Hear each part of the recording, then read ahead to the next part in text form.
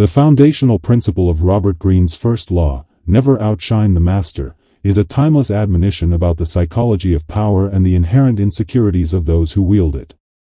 At its core, this law is not about suppressing one's talents or intellect. Rather, it is a sophisticated strategy for managing the perceptions of superiors to ensure one's own safety and facilitate eventual advancement. The master can be anyone in a position of authority over you, a CEO, a direct manager, a political leader, a senior colleague, or even a benefactor. The law recognizes a brutal truth: those in power often achieve and maintain their status through a combination of skill, ruthlessness, and, frequently, a fragile ego. Their sense of self-worth is deeply tied to their perceived superiority. To openly challenge that perception by demonstrating greater intelligence, talent, or charisma is not seen as a mere display of competence, but as a direct threat. It implies that you are the future, and they are the past. This triggers a primal defensive mechanism, leading not to reward and promotion, but to suspicion, fear, and ultimately, your professional or even personal destruction. The history of courts, corporations, and governments is littered with the carcasses of brilliant individuals who failed to understand this dynamic, believing that excellence alone would be their shield. In reality, excellence without political intelligence is a dangerous liability. This law, therefore, is the art of making those above you feel secure, appreciated, and, most importantly, superior. It is the strategic dimming of your own light so that their light appears brighter, thereby winning their trust and creating a space for you to operate and grow within their shadow. You become a valued instrument of their will, rather than a rival for their throne. The successful application of this law requires a deep understanding of human nature, a mastery of emotional intelligence, and the theatrical skill to play a role that ensures your long-term survival and success. The mechanism behind this law is rooted in basic human psychology.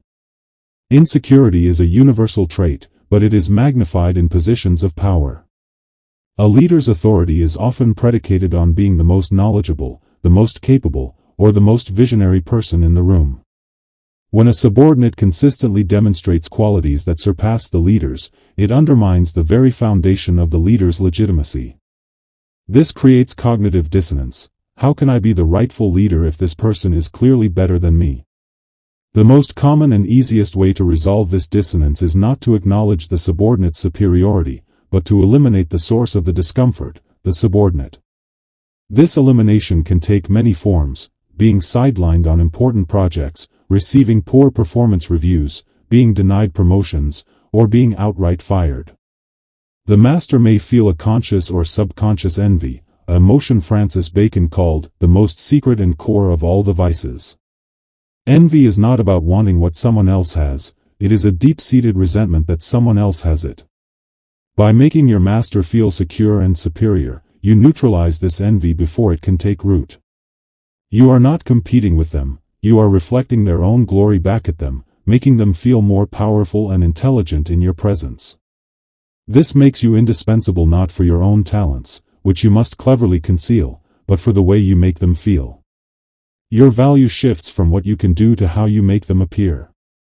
In the intricate hierarchy of any organization, this emotional currency is often more valuable than any tangible skill. The most potent and stark examples of this law in action come from the royal courts of history, where the stakes were literally life and death. The court of Louis XIV, the Sun King of France, serves as the ultimate case study. Louis was a monarch who consciously built a system of power entirely dependent on his personal glory. He moved the nobility to the Palace of Versailles not to give them luxury, but to domesticate them, to turn potential rivals into courtiers competing for his favor. In this environment, outshining the king was not a career misstep, it was an act of treason. The courtier's survival depended on his ability to enhance the king's radiance, like a planet reflecting the light of the sun. To be wittier, more stylish, or more charismatic than Louis was to imply a challenge to his divine right to rule. The successful courtiers were those who mastered the art of the subtle suggestion, making the king believe that a brilliant idea was his own. They would present solutions in the form of questions that led Louis to the answer, thereby allowing him to claim the insight. They dressed well, but never better than the king. They were accomplished, but never in a way that overshadowed the monarch's own cultivated talents. A courtier who failed to understand this, who displayed his own brilliance too openly, would quickly find himself exiled from Versailles, his influence and wealth evaporating overnight. His fate served as a warning to others: the sun has no rivals, and its light is absolute. Another poignant historical example is that of Nicolas Fouquet, the superintendent of finances under the young Louis XIV. Fouquet was a man of immense wealth, taste, and ambition. In a catastrophic miscalculation, he sought to win the king's favor by hosting an opulent fete at his magnificent chateau, Vaux-le-Vicomte. The party was a masterpiece of entertainment, featuring a specially commissioned play by Molière and a dinner service of solid gold. Fouquet's intention was to demonstrate his loyalty and capability. However, the effect was the opposite. Louis XIV did not feel honored, he felt humiliated and threatened. How could a mere finance minister afford a palace and a lifestyle more splendid than that of the King of France? The spectacle did not highlight Fouquet's usefulness, but his power and independence. The king perceived it not as a tribute, but as a challenge. Just 3 weeks after the infamous party, Louis had Fouquet arrested by the famous musketeer D'Artagnan. Fouquet was charged with embezzlement and spent the last 15 years of his life in prison. His fate is a textbook example of the violation of this law. In his attempt to please and impress the master, he outshone him so dramatically that he triggered the master's deepest insecurities about power and legitimacy. In a bitter irony, Louis XIV was so impressed by the beauty of Vaux-le-Vicomte that he confiscated its tapestries, orange trees, and even its artistic team, the architect Louis Levauve, the landscape architect André Le Notre, and the painter-decorator Charles Lebrun, and tasked them with building an even greater palace, Versailles. Fouquet's brilliance was not just extinguished, it was harvested to make his master shine even brighter. The principles of the royal court have found a direct and unaltered translation into the modern corporate world. While the consequences of failure are no longer imprisonment or execution, the professional demise can be just as absolute. The master, in this context, is the boss, the department head, the CEO. Their ego is often tied to their position, their track record, and their perceived strategic genius. A junior employee or mid-level manager who consistently presents ideas that are superior to their bosses, who corrects them in meetings, or who receives praise from higher-ups for their brilliance, is not on a fast track to promotion, they are on a fast track to being managed out. The corporate master, like the royal one, needs to feel that they are the smartest person in the room. A subordinate who makes this feel untrue becomes a threat to the hierarchy itself. For example, imagine a talented young marketing executive, Sarah, who has a brilliant campaign idea. If she presents it in a meeting by taking full credit and showcasing its superiority over her manager's previous campaigns, she will likely face resistance. The manager may nitpick the idea, claim it's not aligned with strategy, or simply take the idea, repackage it as their own, and sideline Sarah from its execution. She outshone the master and was punished for it. The strategic application of the law would have yielded a completely different outcome. Sarah should have taken her idea to her manager in private. Using a technique known as source amnesia, she could have presented it as a refinement of the manager's own vision. I was so inspired by your direction from last quarter's meeting, and it got me thinking. What if we took that core concept and applied it like this? It would really be an extension of your original strategy.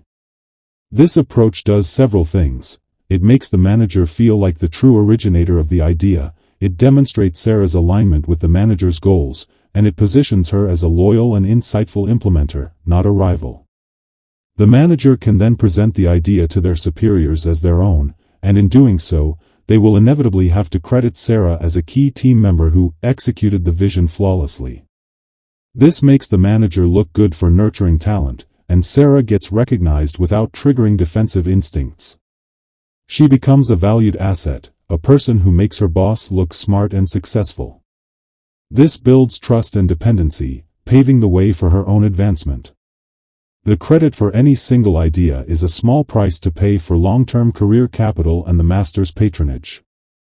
In the corporate jungle, the lone wolf who howls their own brilliance is often hunted down by the pack. The wolf that runs silently behind the alpha, strengthening the pack's position, eventually inherits the territory. To master this law, one must move beyond mere strategy and understand the deep-seated psychological vulnerabilities it exploits.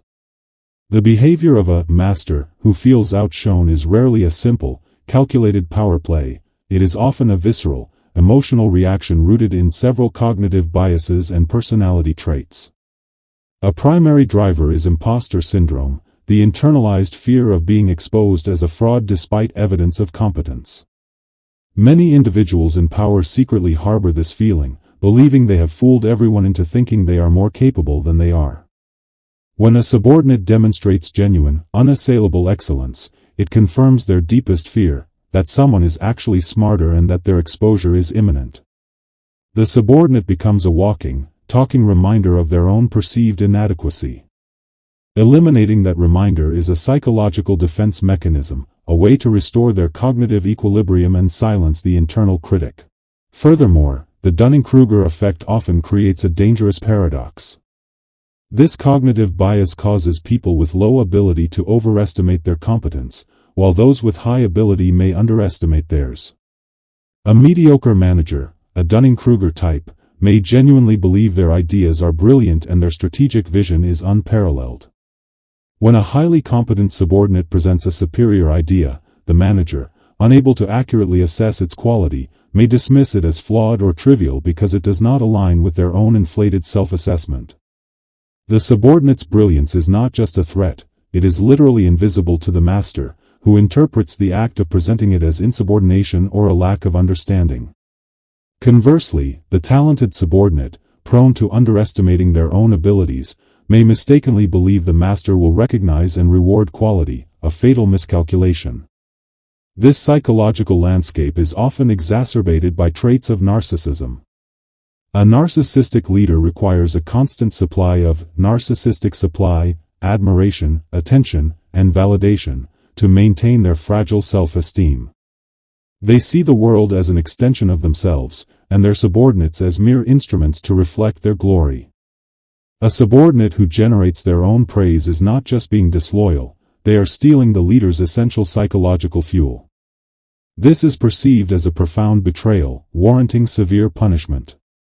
Understanding that you are often navigating a minefield of unacknowledged fear, cognitive bias, and pathological need, rather than engaging in a rational meritocracy, is the first step toward applying this law effectively. While "never outshine the master" is a powerful general principle, Robert Greene wisely includes a reversal for every law, acknowledging that no strategy is absolute.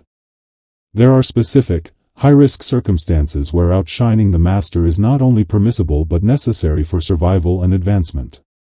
The primary condition for reversing this law is when the master is irredeemably weak and falling, and a power vacuum is imminent. In such a scenario, your continued association with a failing leader will drag you down with them. Loyalty to a sinking ship is not nobility, it is folly. In these moments, you must strategically distance yourself and demonstrate your superior competence to the wider world, positioning yourself as the obvious successor or a valuable asset to the next regime. This must be done with immense care. The goal is not to openly humiliate the failing master, which would appear cruel and disloyal, but to quietly and visibly assume their responsibilities, solve the crises they cannot, and allow your competence to become the organization's new anchor point. A classic historical example is the rise of Octavian, later Augustus Caesar, following the assassination of his great-uncle, Julius Caesar. Julius was the ultimate master, a colossal figure whose shadow was inescapable. Yet, upon his death, the power vacuum was immense. Octavian, a mere 18-year-old with no military or political track record, could have remained a loyal pawn in the games of more established figures like Mark Antony. Instead, he audaciously stepped into the light. He used his name, his inheritance, and his sharp political instincts to outmaneuver Antony and the Senate. He did not just outshine his deceased master's other lieutenants, he effectively worked to eclipse the legacy of Julius Caesar himself, repositioning himself not as a restorer of the Republic but as the sole architect of a new Roman Empire. He broke the law because the master was gone, and the throne was empty. In a corporate setting, this might look like a division president whose outdated strategies are causing consistent quarterly losses. If the CEO is losing patience, this is the moment for a savvy vice president to develop a bold, alternative business plan and share it with key influencers on the board, not to sabotage their boss, but to present a necessary solution for the company's survival. They are outshining a failing master to save the kingdom, and in doing so, claiming the crown for themselves. For those not in a position to reverse the law, its mastery lies in the subtle art of making your brilliance palatable and useful to your superior. This goes beyond the basic concept of giving them credit for your ideas. It involves a theatrical performance of strategic self-deprecation and calculated deference. One potent technique is strategic incompetence. This does not mean being genuinely incompetent. It means carefully choosing a minor, non-essential area where you appear less skilled, making your master feel superior in that domain. For instance, a tech-savvy executive might struggle with setting up the video conferencing system in the boardroom, allowing the CEO to step in and save the day with a simple button press. The CEO feels technically proficient and useful, while the executive's core value, strategic analysis, remains untarnished. You are not hiding your strengths, you are creating a controlled weakness that flatters your master and makes them feel secure. Another advanced maneuver is the use of the intentional mistake. In a long document or presentation, you might include a minor, easily correctable error, a slightly off statistic, a grammatical flaw. Your master, in reviewing your work, will spot it. They get the satisfaction of having caught your mistake, of having sharpened the final product. This engages their ego in a positive way, making them feel like a mentor and a vital part of the process, rather than a mere approver. They have added value, and thus, the final success feels more like their own. Finally, master the Socratic shutdown. Instead of stating your brilliant conclusion outright, lead your master to it through a series of humble, insightful questions. I was pondering the Q3 data, and I'm not sure I fully understand the trend. Could you help me see if my thinking is right? Would it be possible that your brilliant conclusion is what's happening? This frames your insight as a question born of your own confusion, which their superior intellect can then clarify and claim. You have not outshone them, you have provided them with the raw materials to shine brighter. You become the midwife to their ideas, a role that is both safe and indispensable. These strategies transform your relationship from one of potential rivalry into a symbiotic partnership where your success is inextricably linked to their glorification.